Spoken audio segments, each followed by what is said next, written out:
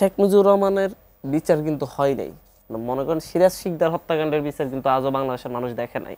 সিরাজ শিকদার যাকে বিরোধী দলীয় নেতা যাকে হত্যা করে শেখ মুজিবুর রহমান প্রকাশ্যে পার্লামেন্টে আপনার হচ্ছে স্বীকারোক্তিমূলক জবানবন্দি দিয়েছিলেন যে আজ কোথায় সেই সিরাজ শিকদার, তার বিরোধিতা করলে হত্যা করা যাবে, সেটা কোনো দলের প্রধান হোক, সেটা কিন্তু শেখ মুজিবুর রহমান শুরু করেছিলেন। এরপর হচ্ছে হাজার হাজার মুক্তিযোদ্ধাদেরকে হত্যা করা হয়েছিল রক্ষী বাহিনীর মাধ্যমে। তো এই ঘটনাগুলো বিচার না হওয়ার কারণে শেখ হাসিনা ভেবেছিল সেও তার বাবার মতো এই সকল কর্মকাণ্ড করে হত্যাযজ্ঞ চালিয়ে সে বেঁচে যাবে।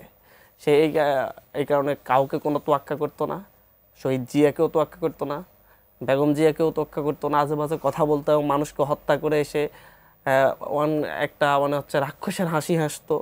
শাপলা চত্বরে মানুষকে হত্যা করে বলতেছে তারা তো গায়ে রং মেখে শুয়েছিল, যারা গুম করে খুন করে বলা হচ্ছে যে তারা প্রেমজনিত কারণে প্রেম করে পালিয়ে গিয়েছে। মানে এই ধরনের অহরহ ঘটনা আমরা দেখেছি।